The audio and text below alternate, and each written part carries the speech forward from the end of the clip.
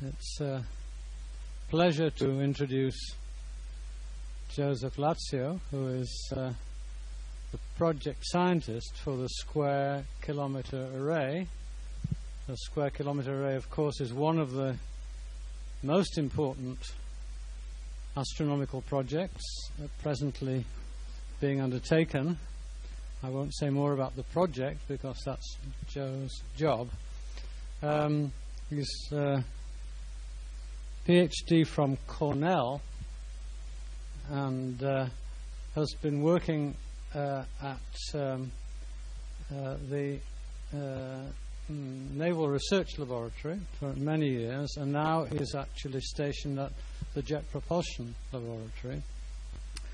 He's specialized in a number of related branches of radioastronomical work, including pulsar work, work on the center of the Milky Way galaxy, and some time-dependent astronomy. And therefore, that is, I assume, one of the reasons why he's been put in charge of the project of the SKA. He has just been to a meeting on time domain astronomy in Oxford. He's come to us from that meeting. I am not too happy at the small numbers that have turned out because it's true that nobody here is working on the SKA, but nobody is working astronomically with the SKA anywhere, and we all want to be prepared for these important developments. So I hope those of you who are here will reap the benefit and take full advantage of Joe's presence. He will be here today and also tomorrow, although he is going to be visiting the Teide Observatory tomorrow. Okay, well, please carry on. Yeah. Gracias.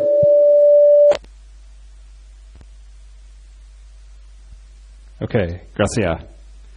Buenos días. Hablo español and Po. I will need to give this talk in English, therefore. But thank you very much for having me here. And as John indicated, I'm going to describe the Square Kilometre Array, which I view as one of the forefront facilities for the 21st century. And 21st century, as you can see, a wide range of astronomy, physics, and astrobiology. The Square Kilometre Array itself originated from the concept of a hydrogen telescope. What is needed to detect a Milky Way-like galaxy, and specifically the H1 emission from a Milky Way-like galaxy, at a redshift of order unity? And that's originally where this entire notion of the Square Kilometre Array came from.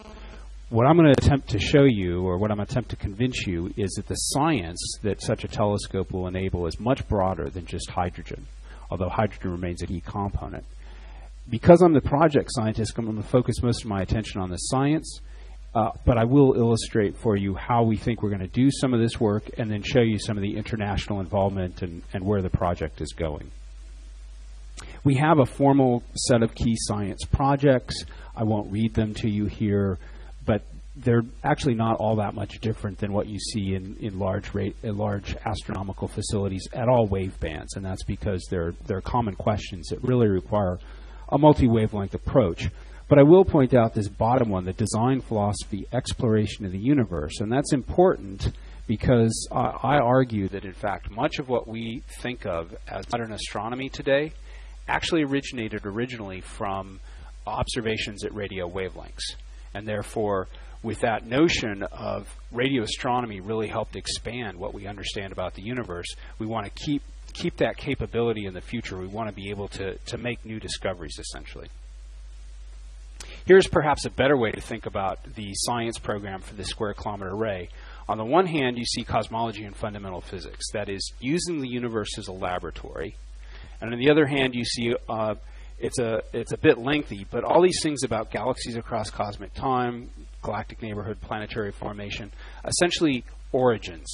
How did we get here? And this is, in fact, this how did we get here side may, in fact, be one of the very important aspects of why astronomy excites such popular interest, or why people are so interested in astronomy. The other aspect that I'll point out to you, the heading titles here, the Cosmology and Fundamental Physics, and then these galaxies across cosmic time, galactic neighborhood, stellar and planetary formation. Those titles actually come from the recent U.S. Decadal Survey. And then the questions that you see below here are ones that I pulled out of the European Astronet roadmap, and they're the kind of questions that the SKA can answer.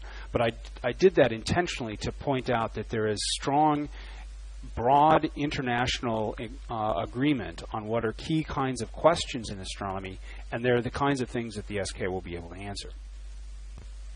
Let me start with the origin side. How did we get here? This slide is supposed to illustrate very briefly. On the left-hand side, you see the schematic of how we got, essentially how we got here. At the very top of the diagram is the formation of the cosmic microwave background, about 400,000 years after the Big Bang. We're at the very bottom, looking out into the universe. And of course, we understand the local universe at some level. We also know that about 1 billion years after the Big Bang, the first stars and first galaxies were forming. And that's that sort of modeled area in the middle. But between the cosmic microwave background and this epoch of reionization, when the first stars and first galaxies were forming, there is the dark ages, about which we know very little. What we do think we know, however, is that hydrogen was present. And on the right-hand side, this plot actually shows that there should be several different signals coming out let's see. Can you see that a little bit? Okay. There should be several different signals coming out from hydrogen at different redshifts between, actually, if we can really do this kind of measurement, potentially at redshifts as large as 100, but certainly down to redshifts of say 7 or so. And I'll skip over some of the physics, but essentially what we expect to see is that the 21 centimeter signal from hydrogen should appear in absorption relative to the cosmic microwave background, starting at a redshift of about 100. This is the true dark ages. There are no stars back in here. When the first stars turn on, they actually, their UV radiation couples to that of the hydrogen gas, and you get this very strong absorption trough. And then as the stars, and certainly as the first accreting black holes kick in, then they start to heat the gas and actually destroy the gas, and you see this emission signal relative to the CMB. And therefore, there are these 3 different epochs in the universe that, if we can detect a redshifted 21 centimeter signal from that time, we would be able to study it. And it would be even more powerful than the cosmic microwave background radiation, because the cosmic microwave background radiation is a continuum signal. We get it at one time. But in fact, because this is a spectral line, we have the possibility to even slice the universe in time, if you will.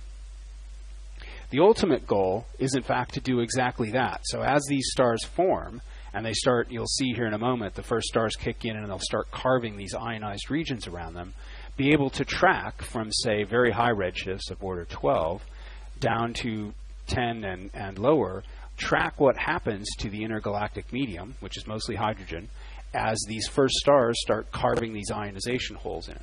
Now that's the goal, but one of the other things I want to point out, or I hope I bring out during the course of this talk, is that SKA Science is already starting today. These 2 figures are from recent papers, one from Judd Bowman and group on an experiment called EDGES, and then another group leading an experiment called PAPER. And essentially, what they're showing here are still all upper limits. Here are the data. Here's the expected epoch of reionization signal, and this is a log plot. So there are a few orders of magnitude to go here.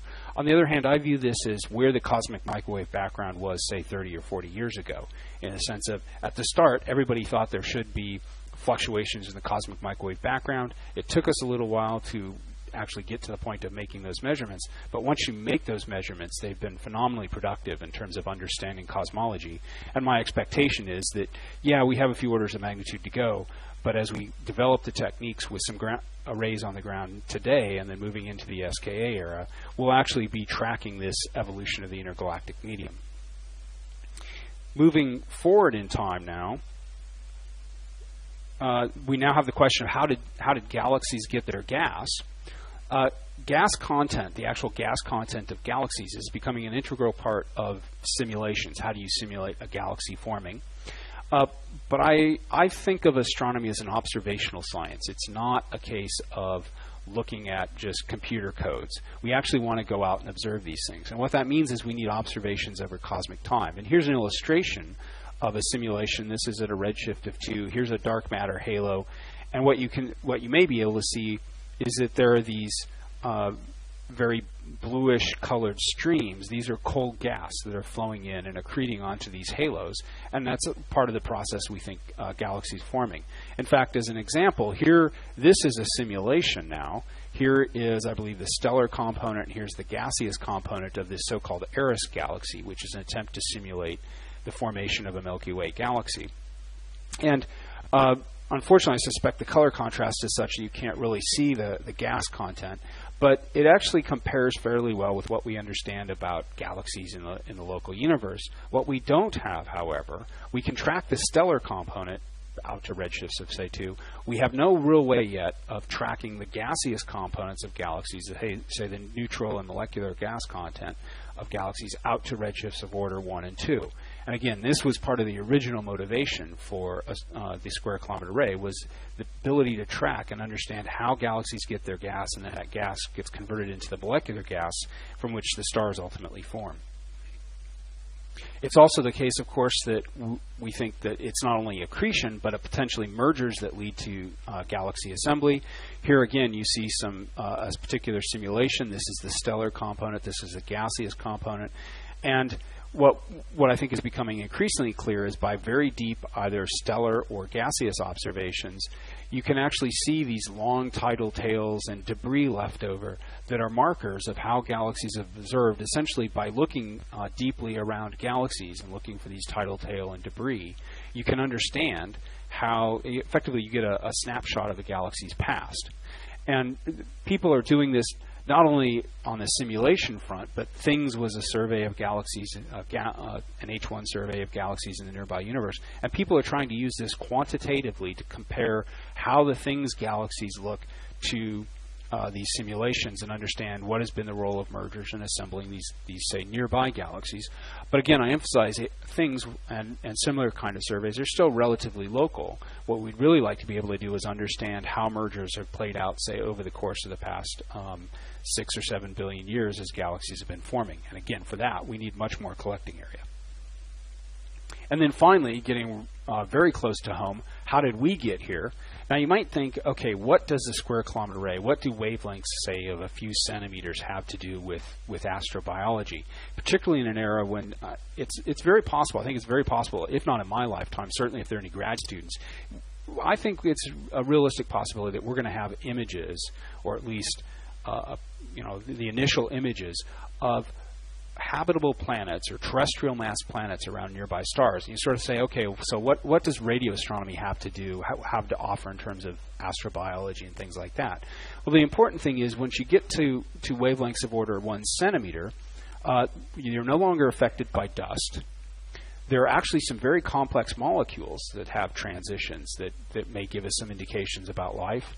There's the so-called water hole. This is a set of frequencies, radio frequencies between 1.4 and 1.7 gigahertz. 1.4 is the H1 line. 1.7 is about where the OH radical has some transitions. You put H1 or you put hydrogen and OH together, you get water. And this is a common set of frequencies that people think about in searching for extraterrestrial life. And then there's also the possibility of directly detecting radio emission from planets. And again, from the standpoint of detecting individual, say, actually taking images of planets, it'll be very exciting. But from a scientific perspective, we really want to understand how planets form and then how they get the chemical constituents for life. And here are things, for instance, this is not affected by dust. Well, this is an actual image now taken from the EVLA. This is a low resolution. This is the first set of images that are being produced, but it's a low resolution of a protoplanetary disk. And we already know, in fact, that if we go to higher angular resolution and we had more sensitivity, we would be making not only these little blobs, but we would be able to resolve the disk and actually see into the disk itself. And then you start thinking about, okay, if it's a solar mass planet and you're looking at, say, size scales of perhaps an AU or a couple of AU, well, the orbital times for that are of order a year. which means that on the time scale, say a graduate student lifetime, say 3 years or 5 years, you could actually start to make crude movies of how protoplanetary disks are evolving and watch, in some, again, fairly crude sense, but nonetheless watch how planets are actually forming in disk. And just to emphasize the power of radio observations, these are, of course, optical observations. And what you see here is that the disk from which planets might be forming are completely black because they're optically thick, whereas in the radio we peer straight into the disk. This is actually also going to be an issue even for ALMA, that there may be cases of protoplanetary disks and stellar disks that are optically thick even to ALMA. Before I leave this slide, I'll also just point out this set of molecules are molecules that have been found by radio telescopes. You can see, even to somebody who is not much of a chemist, these look like fairly complex molecules to be forming in the conditions of interstellar space. And importantly, all of these have carbon in them. So even if we suspect that aliens aren't going to, if there are aliens, they probably don't have DNA like we do. Nonetheless, carbon chemistry somehow seems to be particularly interesting or particularly special in the universe, and you might suspect that based on what we already know, that alien chemistry will be somehow carbon-based, even if it's perhaps not DNA. That's the origins aspect. Now let's turn to the fundamental physics aspect of using the universe as a laboratory. And these are the kinds of experiments that you either can't do here on Earth, or in some cases you wouldn't want to do here on Earth. Gravity, of course, fundamental forces as far as astronomy is concerned. We already know of this animation is showing a radio pulsar in action, if you will. Radio pulsar just being a magnetized neutron star. The very strong magnetic field then collimates a relativistic jet. As that jet sweeps across the Earth, or as the light from that sweeps across the Earth, we get a pulse. These objects are phenomenal laboratories, and in fact, they've already been the source of 2 Nobel Prizes. You see here, this plot is the basis for one of those Nobel Prizes. I hope you can see these dots here, which show measurements. These are the measurements of the pulse arrival time, so we can time precisely when the pulse hits the Earth, or when the pulse hits the solar system barycenter. Flat line across here is what would happen if the system, this particular pulsar is actually in a binary system, if the system was stable. And the fact that there is this secular trend that these dots are falling off is an indication that somehow the orbit is decaying. The system is effectively unstable. I hope you can see that there is a curve that goes through all of those points. That curve is not a fit. It is a prediction. That's the prediction if general relativity is the correct theory of gravity, and if this binary system is losing energy and angular momentum because gravitational waves are being emitted from it. So it's already been these things have already been a very powerful laboratory. In this particular case, only one of the neutron stars was seen as a pulsar. There's now been one case, this pulsar here. I won't read you the phone number, but there's been one case in which actually both neutron stars are seen as pulsars. Effectively, think about, you now have 2 clocks moving in this interesting space-time metric, and one can make a whole slew of different measurements. So each one of these curves on here are actually let me back up. This is the mass of one of the neutron stars. This is the mass of the other neutron star. Each one of these set of curves on this plot is a set of measurements. And often you see 2 curves going together because that's an indication of uncertainty in the measurement. This, whatever color that is, greenish, beigeish color, is the area that is not permitted if general relativity is the correct theory of gravity. In other words, the only region, only this white region, is allowed if general relativity is the correct theory of gravity. And the question then becomes, do the measurements overlap? And do they overlap in a region in which general relativity is the correct theory of gravity? And what you can tell is that the authors of this particular paper had to blow it up, and it's just down here at the very tip of the cone, but in fact, thus far, general relativity seems to be passing all of the tests. All of these various curves intersect within the area that is allowed by general relativity, and in fact, they've continued these timing measurements. These are now from a couple years ago. All of these uncertainties, or all these curves, continue to shrink and get their measurement uncertainties become smaller, but they remain consistent with general relativity. And of course, the real question is, this is now a neutron star system that's being probed. We also know of neutron star white dwarf systems. What would be phenomenal is if we could detect a neutron star black hole system or a pulsar black hole system, because then you'd really have a clock moving in the space-time metric around a black hole, the most compact object that general relativity said should be able to exist. And there are all kinds of phenomenal tests that could be done. And if you look at models of how many neutron star black hole systems there are in the galaxy, the expectation, I mean, it's a small number statistics game, but there might be a few that one could hope to find. And that means you have to probe a large chunk of the galaxy, which means you need lots of sensitivity, which means you need something like SKA. The other aspect of the SKA in terms of gravitational physics, this movie is showing what appears to be a galaxy merger, and I talked earlier about galaxy mergers and how galaxies form. But the neat thing is that, of course, nature doesn't obey our arbitrary definitions. The other thing we know about galaxies is that most of them have a black hole in their center. And as the galaxies merge, therefore, these two black holes should fall together, and under dynamical friction, they should eventually form a binary. That binary, by now you've probably guessed, that binary is expected to emit gravitational waves. And then the question becomes, can we in fact detect those gravitational waves? Once again, I remind you here, the idea is you have a very accurate clock. And now you can think of it effectively as we monitor the distance between the clock and the Earth. And then if a gravitational wave passes over the Earth, that distorts the metric slightly or distorts the distance slightly. And that affects when that pulse arrives at the planet Earth. It's very similar, in fact, to other kinds of methods of detecting gravitational waves. Essentially, you have a network of freely falling masses, and you're looking for changes in the distance. Only in this case, we're actually measuring the time of arrival instead of monitoring the distance itself.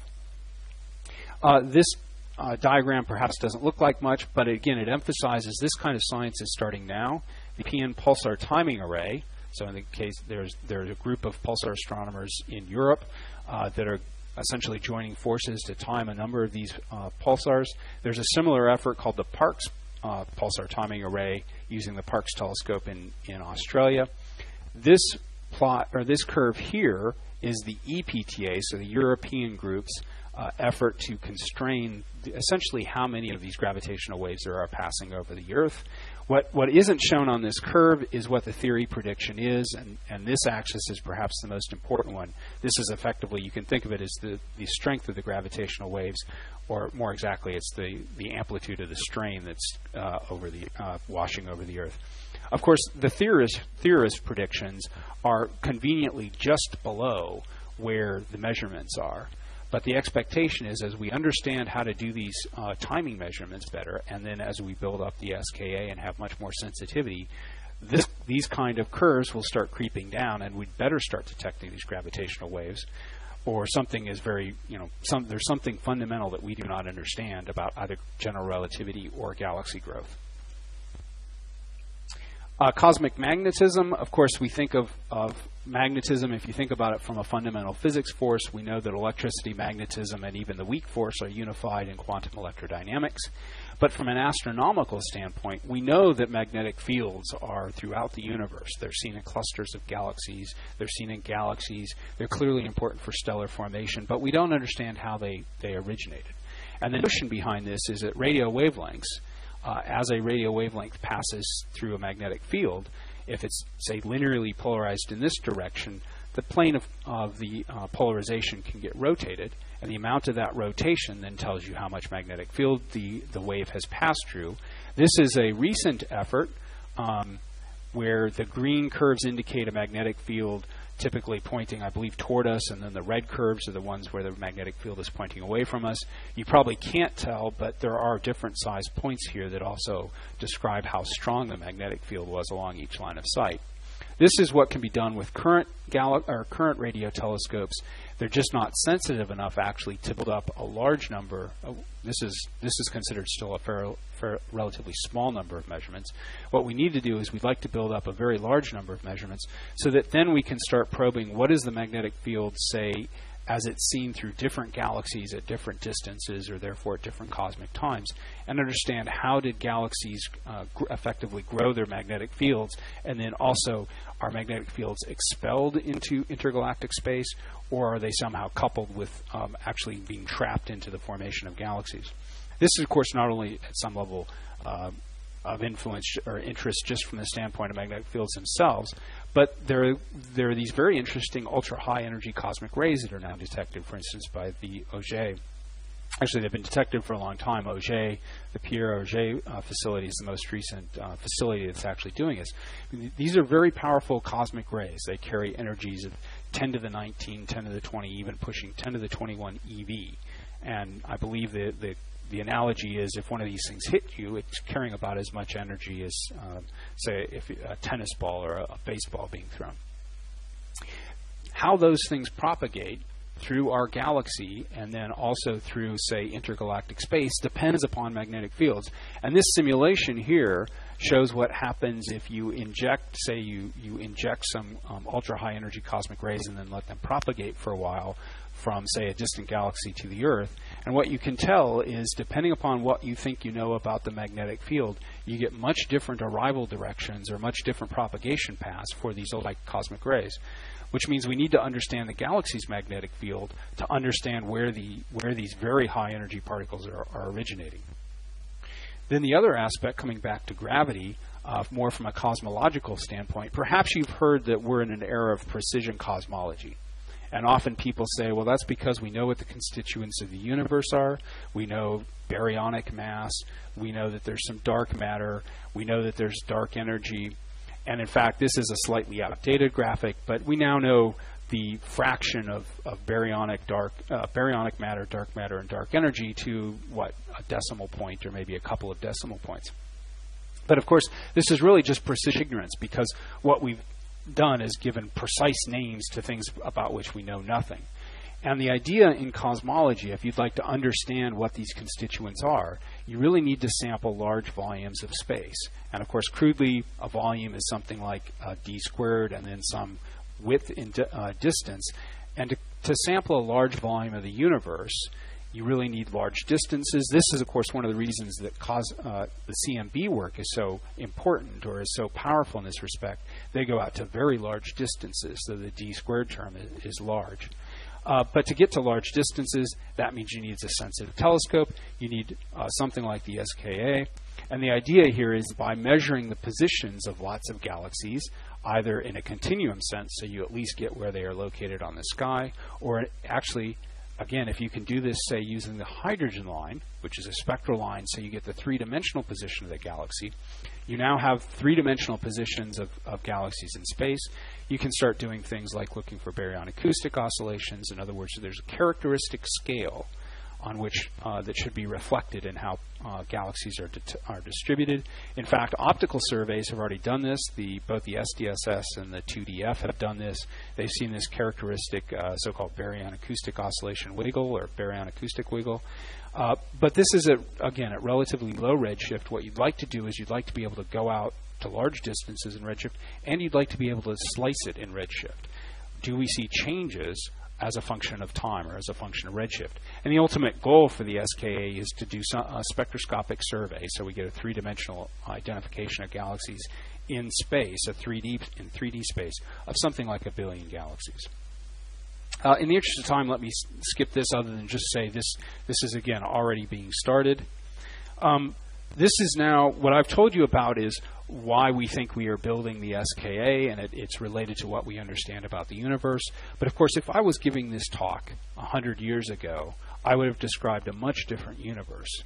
And the hope is, of course, that if somebody is standing here, say 50 or 100 years from now, he or she will also be describing a different universe, because nature always has managed to surprise us. And if you think about how could we possibly probe the universe, well, we've actually, in astronomy, we've done pretty good when it comes to frequency, wavelength, or energy. We've gone from the longest wavelength radio waves, that are bigger than this room, to TeV photons. And we've covered a good chunk of the electromagnetic spectrum. As I've hinted, of course, there's a gravitational wave spectrum, and we haven't gotten to that yet. But if you think about photons, there's also polarization. At angular resolution in radio astronomy, we've done very well. We have effectively synthesized telescopes that are larger than this planet. But there is sensitivity, which is clearly a key driver for the SK. There's also the time domain, and as John mentioned, I was just at a meeting entitled Time Domain Astronomy. The notion here is that we typically think of the sky as static, although we know that it's not because there are things like supernovae. But over the past decade, there have been a host of objects that we thought we understood that are now, as we look at them, they're showing interesting time domain behavior. So there are neutron stars that are, for instance, not periodic pulsars, as we thought most neutrons, radio-emitting pulsars are, or radio-emitting neutron stars are. We've now seen, of course, stars being at least one star that appears to have been torn apart by a black hole. This movie is not playing, but people actually went looking for radio emission from brown dwarfs, and it's not only seen, this is the light curve, it's seen in a periodic pulse phenomenon. So somehow these substellar objects are able to maintain coherent magnetic fields. And I won't lead you through, but there are a whole host of things where we've either detected them and in some cases didn't expect to detect them. But there are also these question marks you see here where just by extrapolating from what we know, if we had more sensitivity, there's a reasonable expectation that we'd find things. And then, of course, I've put various numbers of question marks to indicate how uncertain things might be. And the real hope is, of course, that there's something that we haven't thought of, that nobody's thought of, that we'll discover by looking at the sky in a new way. That's the science program for the SKA. Let me now shift gears slightly and show you how we might be actually going about doing this. I'll point out that there is a suite of telescopes across the world that are important for pathfinding many of these technologies. The other very important aspect to keep in mind whenever people are talking about the SKA, and it's a neat phenomenon for an interferometer, is that interferometers can start being used before they're completely assembled, or you can effectively split them into little pieces. And that's led to the notion that we'd like to get to something like a full SKA, where various people have various definitions of it, but you could have an initial phase with perhaps something like 10% of the sensitivity, and it could already start doing scientific observations.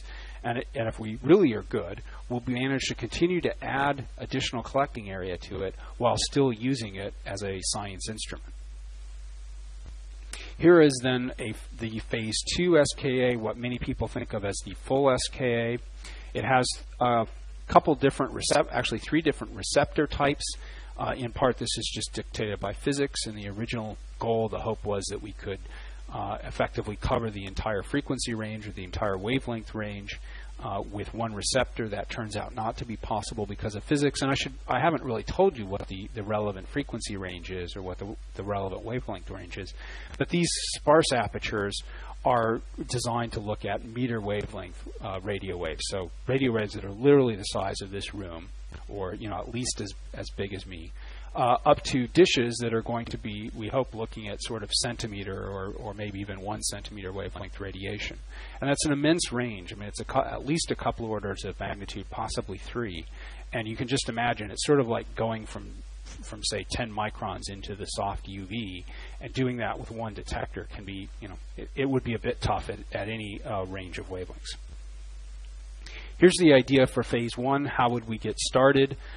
These are 2 what we think are fairly robust technologies that can actually be deployed, perhaps not quite tomorrow if we had the money, but certainly in the very near term. And you could start building up the array in this fashion, and then as we understand things, augment and then build out more. This is the artist impression. This is what the Phase 1, the low-frequency component of Phase 1, might actually look like. This is LOFAR, or this is the so-called SuperTerp, or central part of LOFAR in the Netherlands.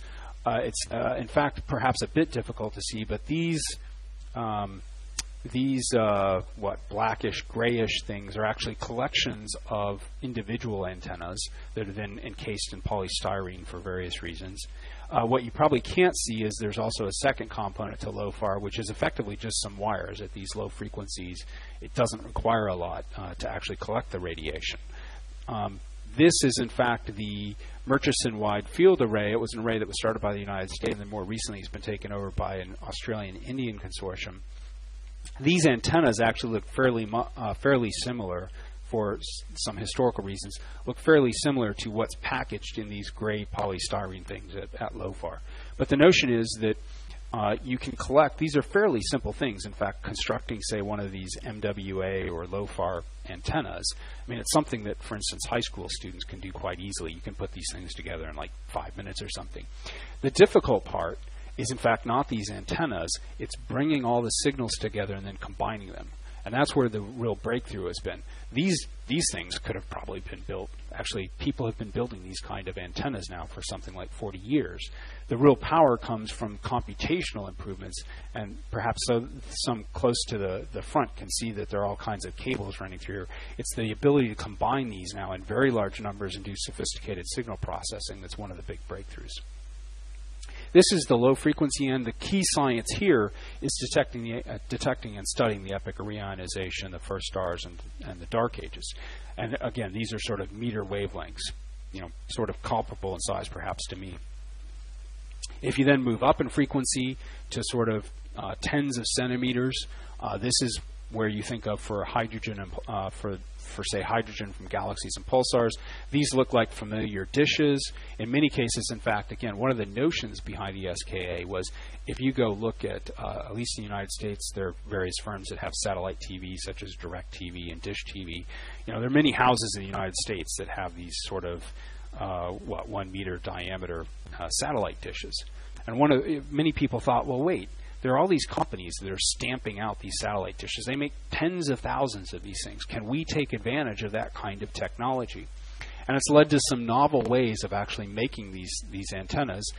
Let's see, a couple of these antennas are actually built out of some carbon fiber composites, leading cutting-edge material. This is a hydroform dish that is actually not that dissimilar to a piece of cooking cookware that you make it all in one piece. It's similar to the Chinese wok. And then there's also a concept for what would be what we think would be the actual array, or actually the dish that would be deployed would look something similar to that. And then the other very exciting piece of technology is actually expanding the field of view. Much of in fact, essentially all of existing radio telescopes are very similar to having only one pixel on the sky. And this is moving in the direction now of putting the radio equivalent of a CCD at the back end of a radio telescope. And the notion here is these complicated looking things that are hanging now from the focus or near the focus of these telescopes, they actually sample the full electric field that's coming up.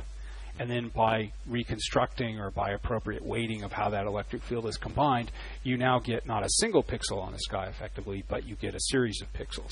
And the power is shown in this observation of M31. This is a very striking image of M31, actually the hydrogen in M31 that was taken by the Westerbork telescope. But it was done in this painstaking manner of you look at one direction and you shift the telescope slightly and look, and then you stitch that all back together. This image may not look as impressive, but in fact it was taken in one shot. And the reason it doesn't look as impressive, of course, is the angular resolution wasn't the same.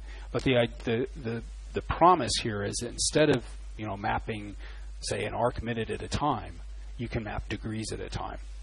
This is, of course, if you now imagine taking this electronics, these electronics are sitting, say, at the focus of a telescope. You could ask, why do I need the telescope? And in fact, the other piece of very interesting technology has actually been pushed very heavily or has been developed. I think the strongest proponents of it have been in Europe. Let's just get rid of the reflecting structure itself. We now have these little dipoles that are effectively more or less sitting on the ground. And the really exciting thing about this kind of technology is, again, by sampling the electric field and then doing the appropriate signal processing, you can construct a telescope in any direction you want. In fact, you can construct multiple telescopes. So this kind of technology, if we can get it to pan out, you could be looking in this direction and that direction and that direction simultaneously with only modest loss in sensitivity. And it's a very powerful concept of being able to effectively look anywheres that you want on the sky simultaneously with very little loss in sensitivity. There are also some notions of vastly expanding the feed capabilities. I won't go into it too much other than to say, rather the current idea is that, or the current generation of telescopes sample only an octave, so about a factor of 2, say 30 to 15 centimeters. at one shot. And some of the technologies being developed are asking, could we, for instance, capture 30 to 3 centimeters all in one shot? And this is, it would be impressive for a number of reasons. One of the actually important reasons is it might help us keep down operations cost. Finally, there's an aspect that we're beginning to appreciate much more these days, and that is what I've been telling you is essentially the front end, right? You get the dishes. How do you collect the photons? I mean, it's equivalent to talking about a big mirror for an optical telescope. But once you've collected the photons, what are you going to do with them? And that back-end signal processing has started to occupy a lot more people's attention. I described the science behind pulsars. What I didn't tell you was the fact that there are currently something like 2,000 pulsars known.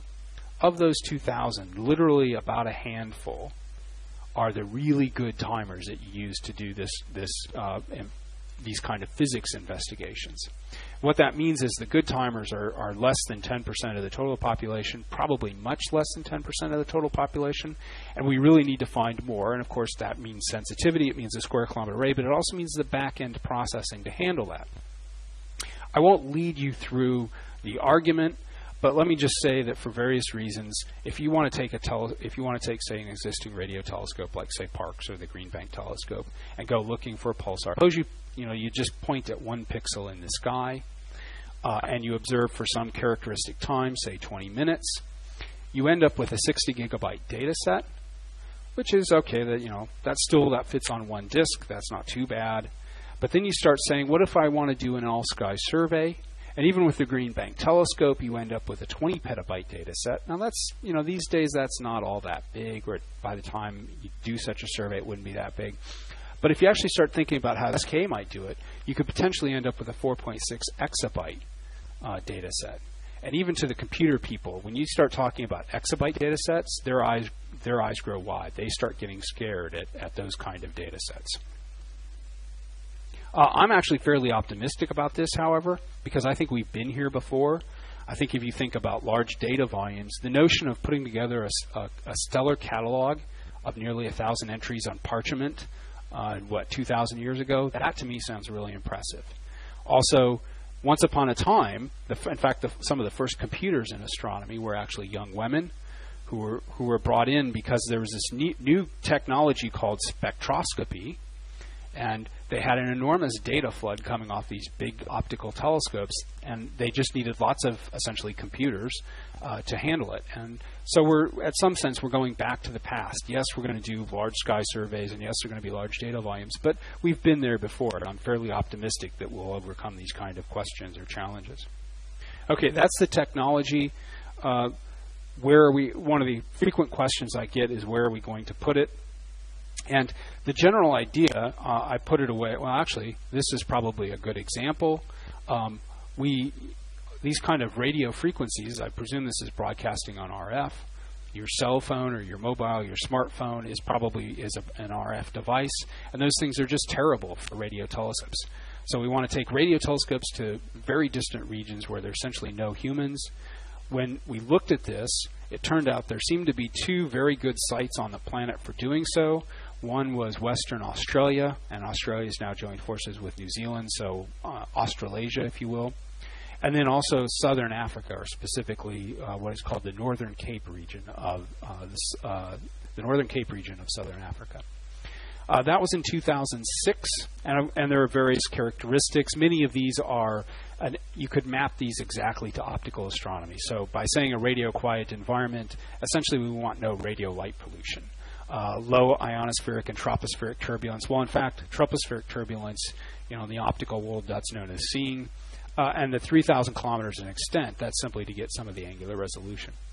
Over the past couple of years, there's been some site characterization of these two sites.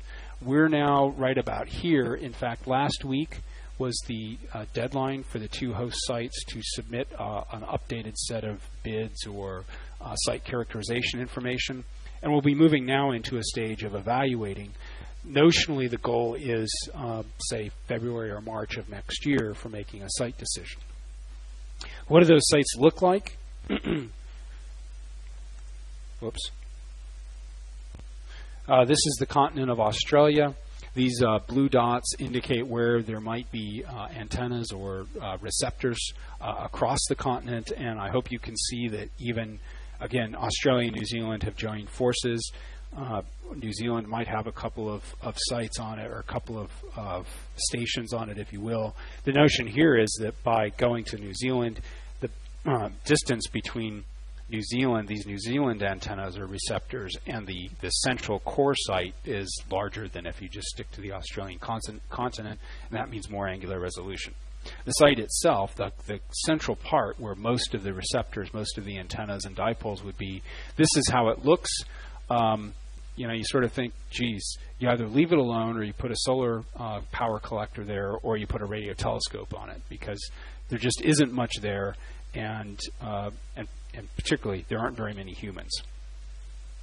If you look at South Africa or at the African continent, again, these red dots are supposed to indicate where there might be various stations or antennas and dipoles. Here, this green area would be the core region, but then you can see the site stations would spill out into the continent. Once again, it looks pretty much the same, very arid, scrub vegetation at most. I think there are more mountains on the South African side than on the Australian, but they look very similar for good reasons. Actually, I think regardless of where it goes, there's some very deep connections. If you think of Australia, there's a site, or there's a place not too far away from the candidate host site in Australia called Shark Bay, where you see stromatolites, and these are colonies of single-celled organisms, but they're thought to be examples of what might have been the first life actually on the planet. And so not too far away from where we might put this leading-edge 21st century radio telescope, you can go and see what might have been sort of the modern-day equivalent to the first life on the planet. And, of course, Australia itself is a very old continent. And then, of course, Africa. Well, Africa is the continent of our species' origin. So wherever it goes, I think there are these very interesting connections to larger science and to ourselves. And then the next slide, yes, shows these are the various flags up here indicate the various nations in which there are one or more institutes working on various aspects of the Square Kilometre Array. And you can see it really is essentially every inhabited continent.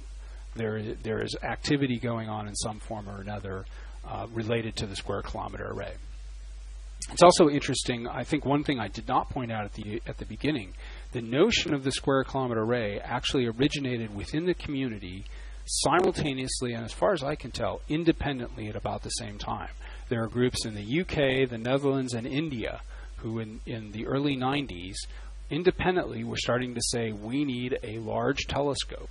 And it's been it's interesting at times, of course challenging, but nonetheless it's been interesting from the standpoint of this is a global community coming together and saying we want this kind of facility. We're now getting into the programmatics. I won't read this to you other than to say there's been, again, this is in words, the notion that there's been a lot of activity through the European Commission, the U.S., the National Science Foundation. We now have these precursor telescopes on the candidate sites, and then we have a whole slew of additional pathfinding telescopes that are doing various aspects of the technology. In the interest of time, I won't go into this in any detail other than to say to build a $1 billion facility, or billion euro facility, you really need to take a so-called system engineering approach, which is you move into a different scale of building things. Here is the program timeline. Again, circa 1991 was when this notion of a Square Kilometre Array first really bubbled up. We're so-called preparatory phase now, 2011, so somewhere in about here. But the way the funding works, in fact, the preparatory phase is 4 years long, but it's only funded for 3, and that's leading to some interesting financial things. We effectively we're trying to fund the last part of the preparatory phase by the pre-construction phase and to keep the program moving along. But notionally then, over the next, say, 3 to 4 years, we move into this preparatory or pre-construction phase. The preparatory phase was the figuring out concepts and starting to narrow design choices.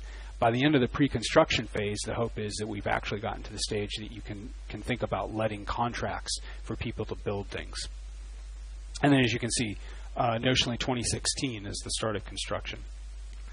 There is an organizational chart. This is still being worked. It's not yet finalized, but the idea is that this would come into being in the early part of 2012. There would be an actual legal entity, legal organization, so there would be a formal board of directors. And as I understand this, this is actually not that much different than the ESO structure.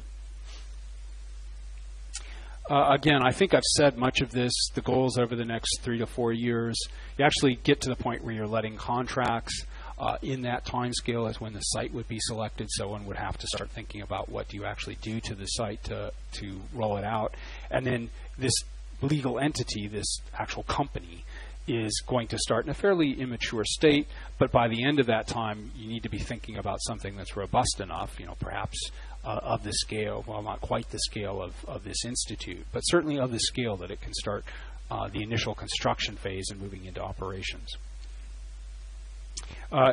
We have a founding board. I think the important thing is that these are the nations that have signed up to actually provide funding and significant amounts of funding over the course of the next 3 to 4 years. There are other nations that are at various stages of they would like to join, they intend to commit, but when this document was initially signed in April, they hadn't finalized all the legal arrangements in their own country, and at the current state, they're observers. But again, the intention is that those countries have certainly made it clear that they would like to join. I believe I've said much of this as well, that on the time scale of the end of this year, a so-called company limited by guarantee in the United Kingdom, which I believe translates as essentially a not-for-profit corporation, would be set up, and there would be a formal board of directors, a general director overseeing an SKA project office. Here's the scale for the next 3 to 4 years for this project execution plan or pre-construction phase, something of order 90 million euros. Some of that would actually be held at the SKA project office. Some of it would then be actually within the community to start doing some of the work, the design work. And there was a review of the overall SKA project. I forget now, this was earlier this year, February or March as I recall. Fairly impressive set of reviewers. As you can tell, not all of them from astronomy. For instance, there are people here from CERN, the European Investment Bank, and Lockheed Martin, actually taking a look at it not so much from the science side, but from the technical and managerial standpoint. Is this ready to move forward into the project stage? There are a set of work packages. This is then to sort of bring us back full circle. I hope what I've convinced you is that although there is this initial notion of a 21-centimeter telescope, in fact, the science case is much broader. It's multi-wavelength, or it couples into large multi-wavelength questions, and in fact, potentially multi-messenger, not only the electromagnetic spectrum, but the gravitational wave spectrum. There's some very interesting ongoing technical developments. It's an interesting project because it is so heavily international, and it really has in part grown from ground up. And I'll just leave you with what I hope is the movie that we can show for real, say, in 10 to 15 years. And I'll close with that.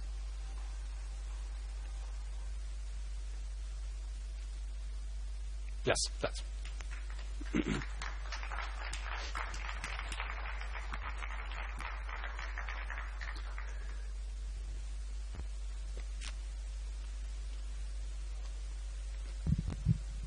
Okay, that's a far-reaching presentation. We have time for a few questions, but then there's coffee for everybody, so you'll be able to ask more particular questions to Joe afterwards. Anyway, questions? I see that the dishes are moving, so you follow the objects. It's not a passive, like a receiver or something like that, that you use the rotation of the Earth to follow the object. Or not to follow, but just to see the objects passing by. Correct. These would be, the dishes would be able to track. Of course, these dipoles, one of the interesting things about these dipoles, they do not move. So. And what about the distribution? It seems a bit randomic. I mean, it's not, It may seem random. It in part seems random because there are so many of them. But there is a distribution that's been set up. Actually, there are you can think of it as there are two distributions. The very central region where all the receptors are most closely packed, that distribution, there are just so many of them, it appears random, even though they're not. But then as you go farther out, then they should look like more or less like spiral arms. And that is done, it's a mix between how do you think you can lay these things out in terms of power and getting the signals back. But then the spiral arms have a nice property of covering the transform plane, or what the radio astronomer will call a UV plane, but to do the Fourier transform that we do for the synthesis aperture. This is, the movie is now, here's a remote thing. It went down one of the spiral arms, and then you can see it quickly pulls out so you can't tell where the site is.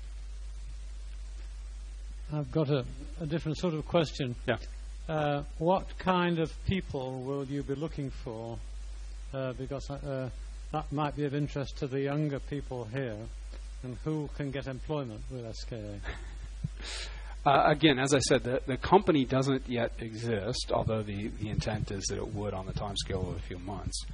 Certainly over the longer time scale, I think that ALMA is going to be a reasonable model in the sense of the notion, certainly my notion is that we should have a telescope, we should have a facility that is usable by the broad astronomical community. And again, I think that's also where ALMA is headed.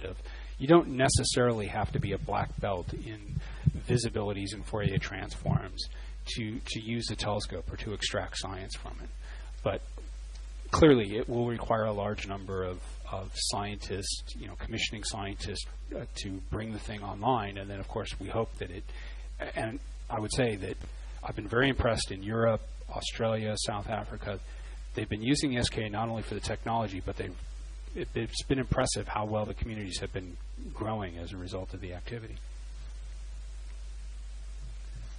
And when will employment opportunities, when are they likely to come up for different kinds of engineers and scientists? Certainly, if, again, without anything having been signed yet, as this company is established, the plan would be that hiring would be ramped up certainly over the course of the next 4 years.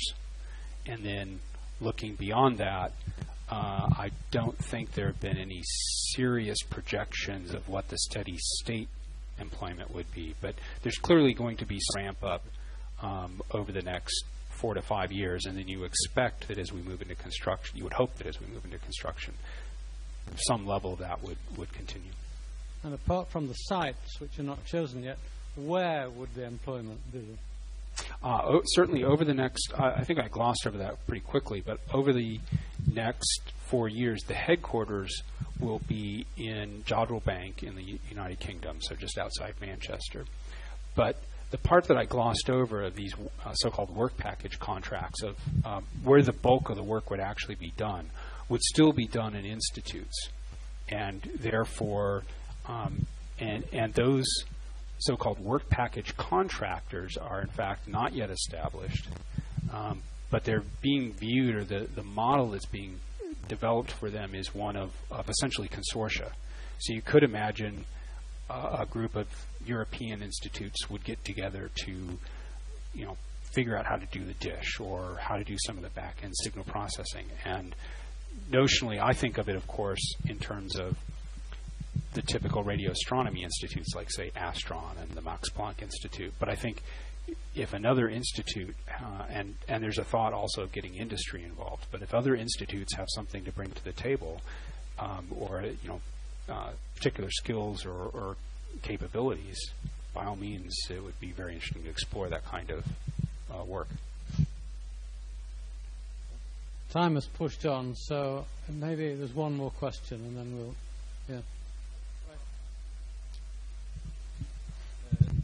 With SKA covering a very large range of wavelengths, to my understanding, how far will it make the existing telescopes, and especially I see on ALMA, which itself is very recent now, how far will it make these obsolete or complement them? It will not make ALMA obsolete, because it won't make ALMA obsolete any more than it will make the ELT obsolete, or that the ELT will make ALMA obsolete, because it's a complementary science program, right? ALMA works at millimeter wavelengths. ELT will work at visual and IR wavelengths. And you study different physics, different astronomy at those different, the optical folks. You look at the stellar population, we look at the gaseous population. So I would view it much more complementary in terms of the science, but it's more a case of, I think of it the protoplanetary disk, for instance. ALMA might probe different regions of the disk than the SKA will. Okay, I'm sure there are more questions, but we'll have to finish because coffee is nominally at 11:30. So we'll all go back. Anyone who wants to go to coffee will go over to the Institute. Okay.